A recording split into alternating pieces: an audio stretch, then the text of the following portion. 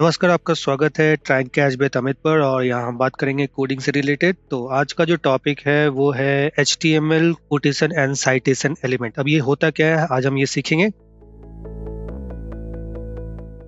HTML में quotation use करते हैं। कुछ कोटेशन होते हैं शॉर्ट, मतलब एक सेंटेंस के लिए, और कुछ कोटेशन होते हैं जो कि पैराग्राफ में आते हैं। अब ये ब्लॉक कोड जो होता है ये एक टैग एलिमेंट है, इसको एज इट इज यूज करना होता है। यहाँ पे ओपन ब्रैकेट देख रहे हो ब्लॉक कोड का। अब इसमें दिक्कत क्या है कि समझने में ब्लॉक कोड जो होता है वो बेसिकली ब्राउजर को ये समझाता है कि ये एक कोड है जो कि इस वेबसाइट से लिया गया है। इसको प्रैक्टिकली समझते हैं तो ये ज्यादा इजी लगेगा। तो इसके लिए मैंने एक एग्जाम्पल यहाँ पर बना के रखा है नोट्स में। अब मैं इसको कॉपी करता हूँ, VS कोड में जाकर के इसको पेस्ट करते हैं। अब हम जब इसको रन करते हैं, right click open live server, इसका जो अपडेट आता है यहाँ पे, तो ये हमारे पास आउटपुट आ गया। अब यहाँ पर एक चीज देखना है, हम पहले VS कोड को देख लेते हैं। ये देखिए ब्लॉक कोड हमने यहाँ पे डाल दिया, इसके अंदर कुछ कोड्स हैं जो कि हमने इसमें ऐड किए हैं। अब हमें ये समझाना है ब्राउजर को कि ये जो कोड होता है ये थोड़ा सा स्लाइड होकर आता है, मतलब एक सेंटेंस के जस्ट नीचे आपको एज इट इज नहीं दिखना है, उसमें थोड़ा सा डिफरेंस होना चाहिए कि समझ में आए कि ये एक कोड है और इसके ऊपर एक हेडिंग है। तो आप देख पा रहे हो सिंपल ब्लॉक। अब यहाँ VS कोड में आप देख रहे हो सिंपल कोड हमने P टैग में यूज किया है, और ब्लॉक कोड को थोड़ा अलग टैग है जो कि सिर्फ कोड्स के लिए यूज होता है। अब हम देखते हैं इसको आउटपुट में, तो देखते हैं कि ये थोड़ा साइड में आ गया है। ठीक है, अब ये कोड है थोड़ा बड़ा है, तो इस केस में इसके लिए हम ब्लॉक कोड का यूज करते हैं। अब इसमें एक और चीज आता है, जब हम दूसरा एग्जाम्पल यहाँ पर चेक कर रहे हैं तो P टैग में ब्लॉक कोड विद साइट, इसका आउटपुट हम देखते हैं। अब इस पे आउटपुट में हमने ये तो देख लिया कि ये एक टाइटल है और उसके बाद कोड है। कोड का जो डिस्टेंस है ये ब्राउजर खुद ब खुद सेट करता है, हमें कुछ भी इसमें करने की जरूरत नहीं है। जब हम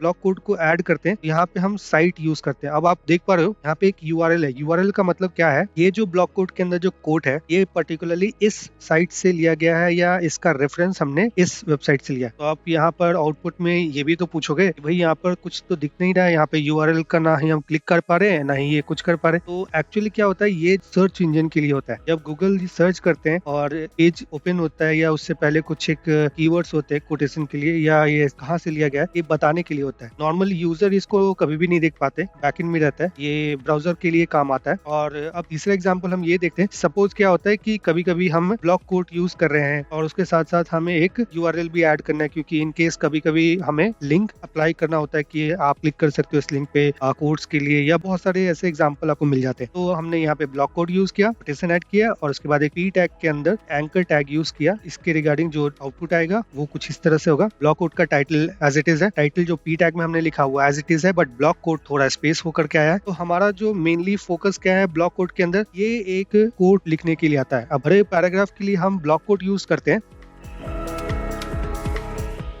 शॉर्ट कोटेशन जैसे HTML4 शॉर्ट कोटेशन होता है, तो उसमें हम Q टैग इज यूज करते हैं। इसमें क्या होता है, ये एक ही इनलाइन कोटेशन होता है। इस इनलाइन कोटेशन के अंदर हम क्या करते हैं, जैसे ये P टैग है, P टैग के अंदर में ही हमने Q एलिमेंट, जो Q टैग एलिमेंट है जो कि कोटेशन के लिए जो शॉर्ट कोटेशन होता है उसके लिए। तो चलिए हम इसको कॉपी करके प्रैक्टिकली समझते हैं। इसको हम पहले डिलीट करते हैं ताकि ये क्लियर लगे। तो हमने इसको डिलीट कर दिया, इसको पेस्ट किया। अब हम इसको सेव करते हैं, जो कि हमारा लाइव सर्वर पहले से अवेलेबल है, तो हम यहाँ पे अपडेट देख पा रहे हैं। ठीक है, अब ये जो आपको दिख रहा है ये एक ब्लॉक कोड है। ब्लॉक कोड होने के कारण इसमें एक आप डिफरेंस ये दिखेगा कि जब आप कोड में आप देखोगे यहाँ पे ऊपर में कोई भी इन्वर्टेड कॉमा नहीं लगा हुआ है। ठीक है, ओके। तो जब आप यहाँ पर एक आउटपुट में आप ध्यान से देखोगे, थोड़ा मैं इसको जूम कर लेता हूँ, तो आप देख पा रहे हो WWF गोल्स इज 2। अब इसके यहाँ पे कॉमा आपको दिख रहा होगा, ये कॉमा आपको हमारे कोड में कहीं पे भी नहीं दिखेगा। अब अगर आप मैं ये कोड दिखाऊं, देखो आप यहाँ पे कहीं भी कॉमा नहीं मिल रहा है। एक्चुअली ये क्या करता है, जब हम Q टैग यूज करते हैं तो ये कोटेशन को ही रिप्रेजेंट करता है। तो इसके लिए ये एक कोटेशन ऐड कर देता है इसके अंदर जो सिंबल होता है। अब इसको यूज करके ये ऐसा बताता है कि ये एक कोटेशन है। ये खुद ब खुद मतलब डिफाइंड है पहले से ही HTML में। नोट्स है उसके अंदर, बाकी और भी डिटेल इसको मिल जाएंगी, जैसे कि automatically add quotation mark around the text in most browser, जैसा कि हमने प्रैक्टिकली देख भी लिया। Ideal for short code with paragraph, तो बहुत सारे पैराग्राफ के साथ आप कोई कोड, एक छोटा सा कोड उसके अंदर ऐड कर सकते हैं। तो ये Q जो टैग होता है इसका यूज कर सकते हैं।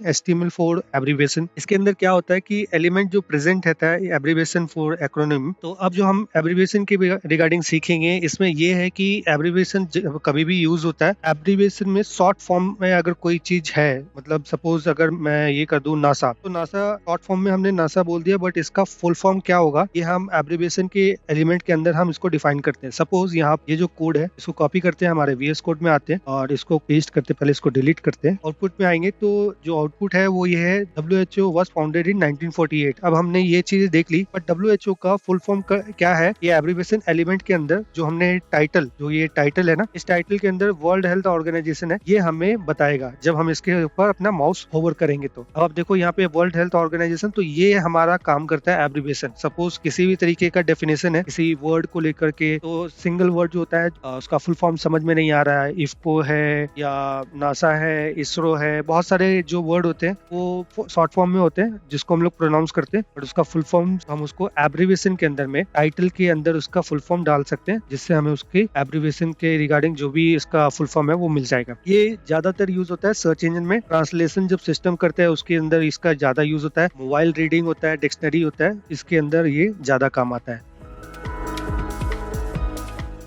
HTML for contact information. अब ये क्या है कि सपोज एड्रेस लिया, suppose element define the contact detail for author and owner of a document. तो ये आप पढ़ने से ही समझ में आ रहा है कि अगर कोई स्क्रिप्ट राइटर या मूवी राइटिंग होती है या किसी तरह का पैराग्राफ या आर्टिकल ब्लॉग कुछ भी होता है, उसमें एड्रेस या किसी तरह का जो चीज होता है, जो इन्फॉर्मेशन होता है, जो कि हमें बताना है कि ये ऑथर या ओनर है या इसका लोकेशन है या इसका एक्चुअल क्रिएटर कौन है, फोकस करते हैं तो हम लोग एड्रेस एलिमेंट का यूज करते हैं। ये प्रैक्टिकली देखते हैं, यूजुअली इसके रिगार्डिंग जो फीचर होती है वो इटैलिक में ही विजिबल होगा। मतलब हमने यहाँ पर तो यहाँ पे इटैलिक नहीं दिख रहा है, बट वो आउटपुट में इटैलिक आएगा। तो हम इसे कॉपी करते हैं और VS कोड के अंदर इसको आके पेस्ट करते हैं, तो सेव करते हैं, और यहाँ पर जो अब हमें प्रैक्टिकली दिखेगा तो ये आउटपुट में हमें इटैलिक आ रहा है। अब इसमें एक और एड ऑन है कि ऑटोमेटिकली जो एड होता है, जो लाइन जो होता है वो ब्रेक हो जाता है बिफोर आफ्टर द एलिमेंट। तो इसमें क्या है कि हमने BR यूज किया है। सपोज अगर हमने किसी को BR हटा दिया, इसको थोड़ा प्रैक्टिकली समझने के लिए साइड बाई साइड हमें पहले दोनों कोड को एक साथ खोल लेते हैं। तो अब अगर हम इसमें, जैसे कि अभी ये कोड में सभी चीज सही लग रहा है, अब हम इसको BR कोड हटाते हैं और सेव करते हैं, तो आप देख पा रहे हो कि जॉन डो के बाद विजिट अस एट टास्क में आ गया। क्यों? क्योंकि हमने BR कोड को हटा दिया, तो इसलिए अब हम इसको वापस ऐड करते हैं और ये एज इट इज हो जाता है। तो इसमें होता क्या है, ये इनलाइन हो जाता है, मतलब पूरे लाइन में ये कवर हो जाता है एड्रेस एलिमेंट के अंदर में। तो हमें इसके अंदर BR कोड का यूज करके हम इसको थोड़ा UI इसका अच्छा कर सकते हैं। तो इंक्लूड किया जाता है इसके अंदर email, phone, physical address, website link, तो ये सभी चीजें इसके अंदर आ जाती हैं।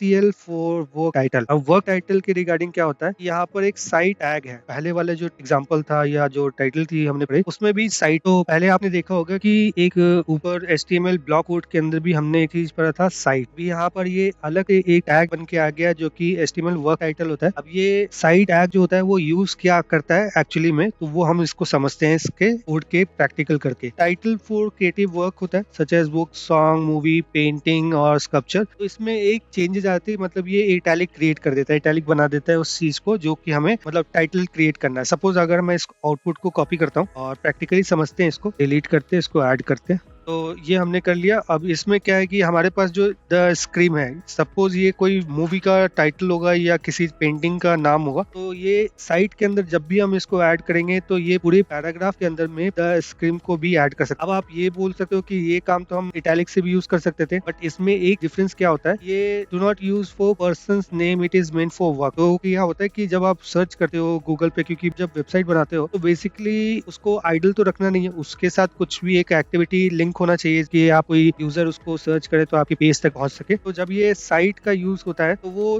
ज्यादा क्लैरिटी देता है किसी भी इंजन को रीड करने के लिए कि ये जो है वो एक टाइटल है, एक पेंटिंग, बुक, किसी भी ज्यादा एक रैंकिंग प्रोवाइड करता है। अगर अब इसमें ये चीज हो गई, यूजुअली डिस्प्ले इन इटैलिक जो हमने देख लिया, do not use it for person's name, it meant for work only. तो ये वर्क के रिगार्डिंग आता है, जैसे बुक, सॉन्ग, मूवी, पेंटिंग और स्कल्पचर के रिगार्डिंग जो भी हम साइट यूज करते हैं टू डिफाइन द टाइटल।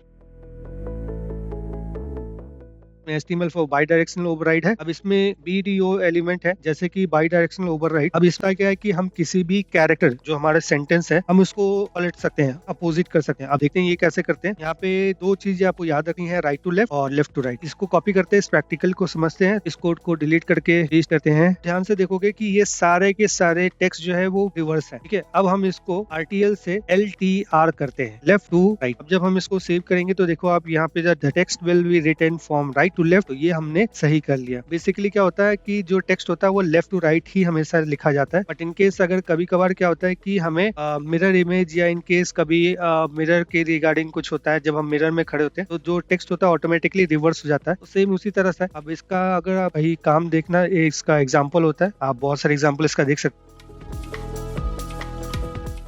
इसके अलावा आपको प्रैक्टिस कोड भी आपको इसके अंदर है। आज के लिए इतना ही। अगर आपको वीडियो पसंद आए तो लाइक शेयर सब्सक्राइब करना मत भूलना, ताकि आपको नए वीडियो का नोटिफिकेशन मिलता रहे। और नोट्स एंड प्रैक्टिस कोड के लिए आपको लिंक डिस्क्रिप्शन में दे दिया गया, जरूर चेक करें और मिलते हैं अगले वीडियो में। Thank you.